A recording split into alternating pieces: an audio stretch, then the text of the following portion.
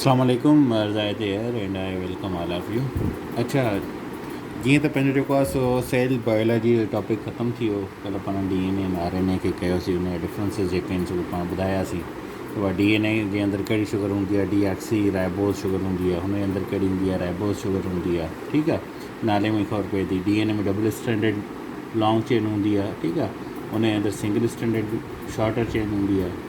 इन जे अंदरि 88GC जेको तव्हांखे मां ॾिनो हुयो फार्मूलो यादि करण जो, हुन जे अंदरि जेको आहे थायमाइन जी जाइ ते सिर्फ़ु यूरासिल हूंदो आहे। त इहे शयूं पेंट थी वयूं। अॼु पाण हलंदासीं कुझु जेको आहे पाण पढ़ंदासीं जेके फेमस जेको आहे साइंटिस्ट उन जे बारे में पाण पढ़ंदासीं। त पाण स्टार्टअप वठूं था आइज़ैक न्यूटन खां।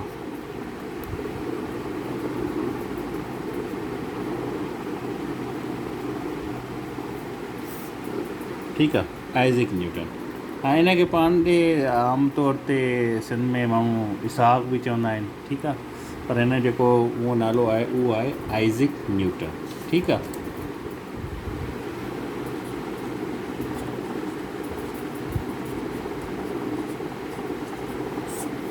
Isaac Newton. हाणे आइज़ैक न्यूटन जेको आहे सो इहो इंग्लैंड में ॼायो हुयो क्रिसमस जे ॾींहं ते। ठीकु आहे, इहा शइ तव्हांखे यादि हुजे। क्रिसमस जो ॾींहुं यादि करे छॾियो, तव्हां यादि थी वेंदो त इहो कॾहिं ॼायो।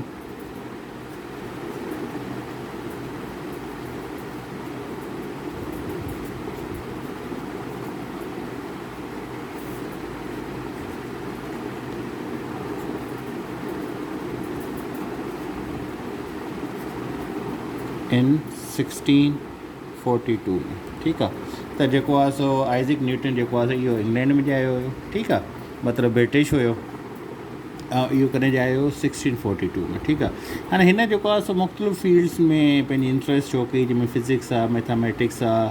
ठीकु आहे, लॉ ऑफ मोशन आहे जेको आहे सो हिन जेको आहे सो जेके हिन जो बहितरीनु कमु आहे उन में तव्हां हिन ॾिसो लॉ ऑफ मोशन ॾिनो आहे, फोर्स ऑफ ग्रेविटी हिन ॾिनी। ठीकु आहे, जेकी हिन जी इलाही पॉपुलर थी वई। ठीकु आहे, त हिन जी जेकी फील्ड आहे जंहिंमें ही इंट्रस्टेड आहे या इंट्रस्टेड हुयो,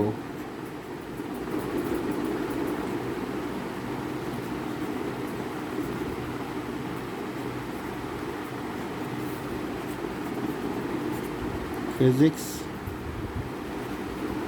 एंड मैथमेटिक्स। ठीकु आहे, त हीअ जेको आहे सो फिज़िक्स एंड मैथमेटिक्स जी फील्ड में इंट्रस्टेड हुयो। इन जो जेको आहे सो जेके बहितरीनु कम आहिनि या जंहिंजे करे हीअ पॉपुलर थियो, लॉ ऑफ मोशन। ठीकु आहे, हीअ पाण जेको हली करे फिज़िक्स में थोरो पढ़ंदासीं, लॉ ऑफ मोशन छा थींदो आहे, ऐं फोर्स ऑफ ग्रेविटी। ठीकु आहे, या ग्रेविटी, सॉरी ग्रेविटी, स्पेलिंग सही करे छॾियो। त जेकी फोर्स ऑफ ग्रेविटी ऐं लॉ ऑफ मोशन आहे उहो कंहिं ॾिनो आहे। इहो बि ईंदो आहे MCQs, कॾहिं कॾहिं पुछंदा आहिनि लॉ ऑफ मोशन कंहिं ॾिनो आहे अलॻि करे, कॾहिं पुछंदा आहिनि फोर्स ऑफ ग्रेविटी कंहिं ॾिनो आहे। त इहे कंहिंजी आहिनि, ॿई आइज़ैक न्यूटन जूं। ठीकु आहे, उन खां अलावा जेको आहे सो हिन जेको आहे सो इन्वेंटेड कयो हुयो कैलकुलस। ठीकु आहे, या जेको आहे सो तव्हां ईअं सम्झो त जेको रेट आहे वेरिएबल चेंजिस हूंदियूं आहिनि कंहिं बि शइ जे अंदरि, डिफरेंशियल जे अंदरि कैलकुलेट करण लाइ जेको आहे सो उहो बि हिन कैलकुलस जेको आहे सो हिन इन्वेंट कयो।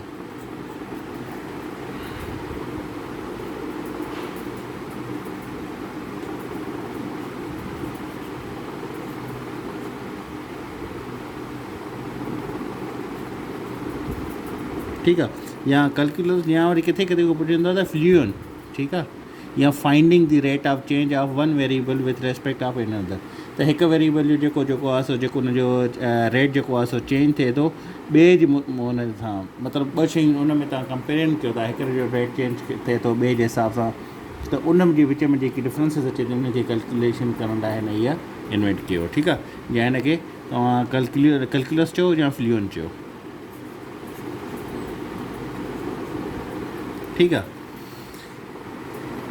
उन खां पोइ जेको आहे सो हिन जी जेकी ॿी शइ अचे थी त हिन ट्रायंगुलर प्रिज़म हिकिड़ो ठाहियो हुयो। उन में छा करे पियो त वाइट जेकी लाइट हूंदी आहे उहा 7 डिफरेंट कलर में जेकॾहिं हुन जो डिस्पर्जन थिए थो उहो कीअं थिए थो, जंहिंमें हिन रेड खे, ऑरेंज खे, येलो खे, ग्रीन खे, ब्लू खे, इंडिगो खे या वायलेट खे इन इहो प्रूव कयो हुयो त बाबा जेकी आहे कंपोज़िट आहे, जेकी नेचुरल लाइट आहे उहा वाइट आहे, ठीकु आहे। पोइ हिन छा कयो त हिकिड़ो लाइट खे जेको आहे सो डिस्पर्जन कयईं, त हिकु वाइट लाइट मां जॾहिं उहा हिकु मख़सूस शइ मां गुज़री त उहा 7 डिफरेंट कलर में जेको आहे सो डिवाइड थी वई, ठीकु आहे। उहे 7 कलर कहिड़ा आहिनि? नंबर 1 ते अचे थो तव्हांजो red, orange, yellow, green, blue, indigo, violet, ठीकु आहे। इहो प्रूव कयो त जेको बि नेचर कलर आहे सॼो उहो वाइट आहे, ऐं इहो सॼो वाइट जे अंदरि इहे लाइट्स अचनि थियूं, सही आहे। त हीउ हुयो पंहिंजो आइज़ैक न्यूटन। हिन जे वधीक बारे में ॿी एतिरी शइ पढ़ण जी ज़रूरत न आहे, ठीकु आहे। सिर्फ़ु इहो तव्हां यादि करे छॾियो त बाबा हीउ कॾहिं ॼायो, ठीकु आहे, हिन जी इंट्रस्टेड कहिड़ी फील्ड में हुयूं। उन खां अलावा हिन कहिड़ा कहिड़ा जेको आहे सो हिन जी जेको आहे सो पॉपुलरिटी जो कहिड़ी कहिड़ी शयूं हुयूं जेकी हिन जंहिंजे करे पॉपुलर थियो। त हिन लॉ ऑफ मोशन ॾिनो, हीउ लिखी छॾियो हिते, ही गेव, ठीकु आहे। लॉ ऑफ मोशन ॾिनई, उन खां अलावा फोर्स ऑफ ग्रेविटी ॾिनई, ठीकु आहे। उन खां अलावा हिन हिकु अहिड़ो ट्रायंगुलर प्रिज़म ठाहियो हुयो, ठीकु आहे, जंहिंमें उहो डिस्पर्जन जेको आहे सो वाइट लाइट जो इंटरसेमल लाइट हुयो, ठीकु आहे। इहो लिखी छॾींदो।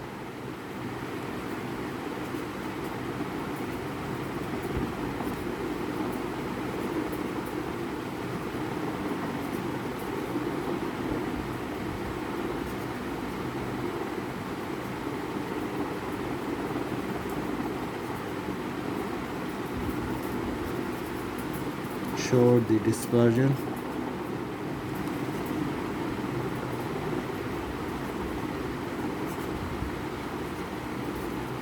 white light, त वाइट लाइट खे जेको आहे 7 डिफरेंट कलर में न इहो छो कयो इंटू 7 DA डिफरेंट, ठीकु आहे, कलर्स। ऐं कलर्स कहिड़ा कहिड़ा हुया? उन में रेड थो अचे, ठीकु आहे। रेड खां पोइ जेको आहे सो कहिड़ो ईंदो आहे? ऑरेंज, येलो, इहे जेके तव्हांखे जेको आहे सो रेम्बो में नज़र ईंदा आहिनि, ठीकु आहे, इंटरलेक्ट जंहिंखे पाण सिंधी में चवंदा आहियूं, उन में जेके तव्हांखे नज़र ईंदा आहिनि, सही आहे। उन में बि सेम थ्योरी आहे, या सेम इहो प्रोसेस थिए थो। रेड, ग्रीन, ऑरेंज, येलो खां पोइ आहे ग्रीन, ब्लू, ठीकु आहे, ब्लू खां पोइ आहे इंडिगो एंड वायलेट, ठीकु आहे। त हीअ 7 कलर में हिन अहिड़ो हिकिड़ो ट्रायंगुलर प्रिज़म ठाहियो जंहिंमें वाइट लाइट खे गुज़ारियईं त उहा 7 डिफरेंट कलर में जेको आहे सो डिवाइड थी वई, ठीकु आहे। त हीउ हुयो पंहिंजो आइज़ैक न्यूटन। आइज़ैक न्यूटन खां पोइ पाण जेको आहे सो पढ़ंदासीं चार्ल्स डार्विन।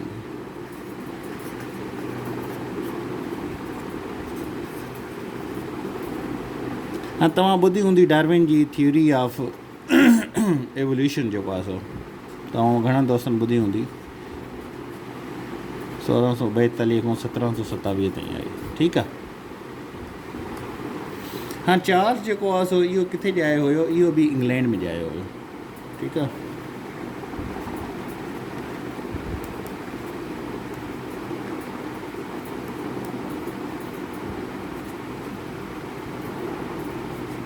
सही आहे। कॾहिं ॼायो हुयो? अच्छा, हीउ जेको आहे सो मां हुनजी लिखी वियो, हीअ न आहे। चार्ल्स डार्विन जेको आहे सो 1809 में ॼायो हुयो, मां बि उहो न कयां पियो, ठीकु आहे। 1809 1809 में ॼायो। 1800 आई थिंक 82 आहे या 81 में डेथ थी आहे, कंफर्म कजो, न त मां वधीक कंफर्म कंदा पिया, ठीकु आहे। 1809 में ई ॼायो इंग्लैंड में, 1882 में डेथ थी वई, ठीकु आहे। उन खां अलावा हिन जी जेकी ऑब्ज़र्वेशन हुई या हिन जेको आहे सो जेको आहे सो हिन जंहिं ते कमु कयो उहा हुई थ्योरी ऑफ इवोल्यूशन, जेकी हिन जी मशहूरु थी वई। पॉइंटर,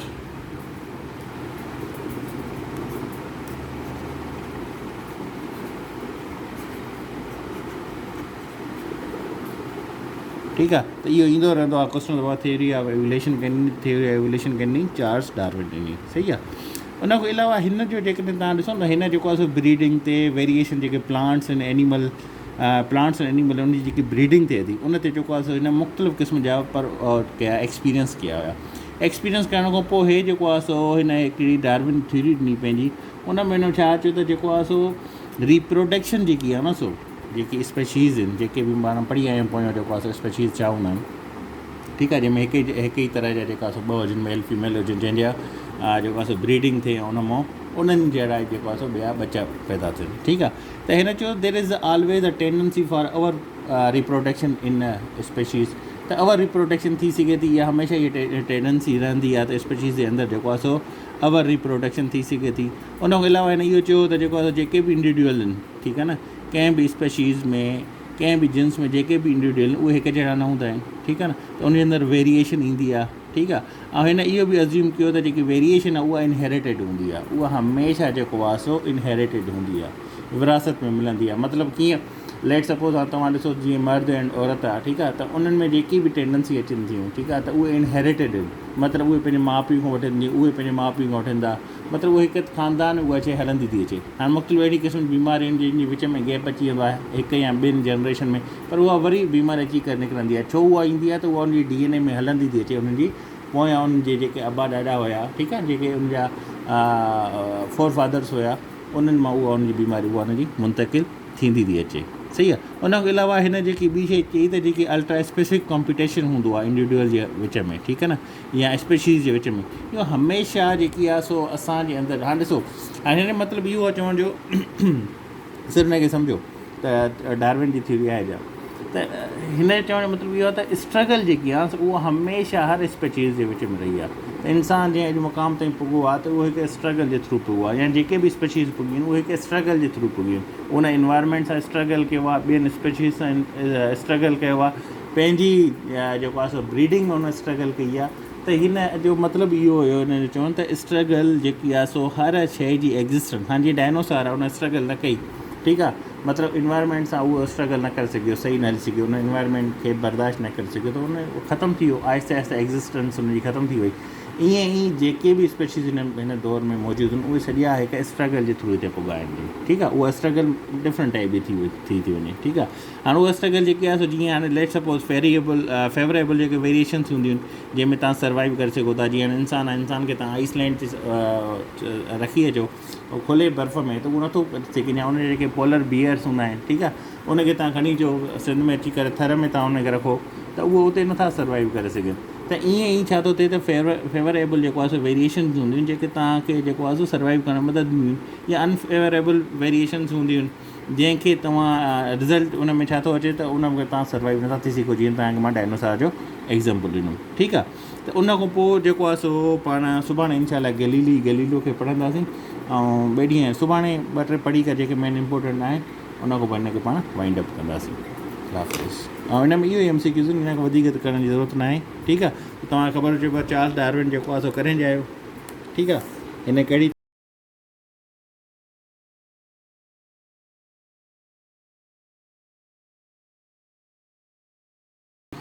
पेपर में पुछी सघंदा आहिनि, त पोइ तव्हां हुनखे इहे 2-3 पॉइंट ॿुधाए करे मुतमिन करे सघो था, थियरी ऑफ इवोल्यूशन इहा हूंदी आहे, ठीकु आहे।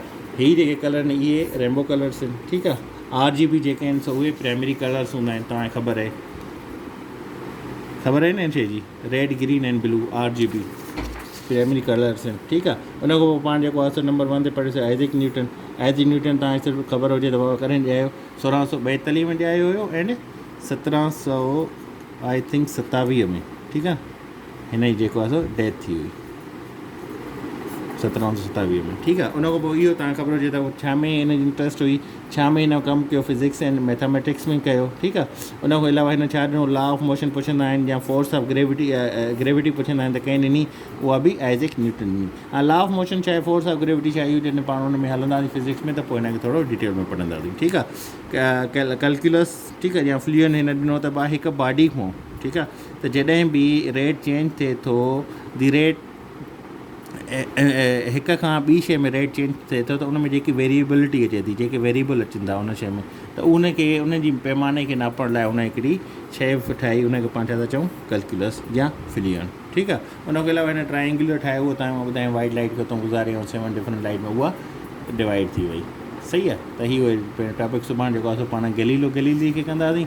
उन खां पोइ जेको आहे जॉन केपलर आहे, ऐं उन में जॉन केपलर जो उन में जेको लॉ ऑफ प्लैनेटरी मोशन पाण पढ़ी आया आहियूं। उन खां पोइ अल्बर्ट आइंस्टाइन आहे, उन खां पोइ कहिड़ो थो अचे, सोक्रेट्स खे पाण पढ़ंदासीं, एरिस्टोटल खे थोरो पढ़ंदासीं, ठीकु आहे। उन खां पोइ जेको आहे सो पाण मुस्लिम साइंटिस्ट ते हली करे पोइ हुनखे वाइंड अप कंदासीं। हाणे इहे साइंटिस्ट जेको आहे सो हेॾे FPSC में त घटि था अचनि, पर SPSC में, सिंध पब्लिक सर्विस कमीशन में या NTS में इलाही पुछा था वञनि, ठीकु आहे, GK जे पेपर में बि अचनि था। इन जे करे इनखे थोरो करणु तव्हां लाइ लाज़मी आहे। अल्लाह हाफ़िज़।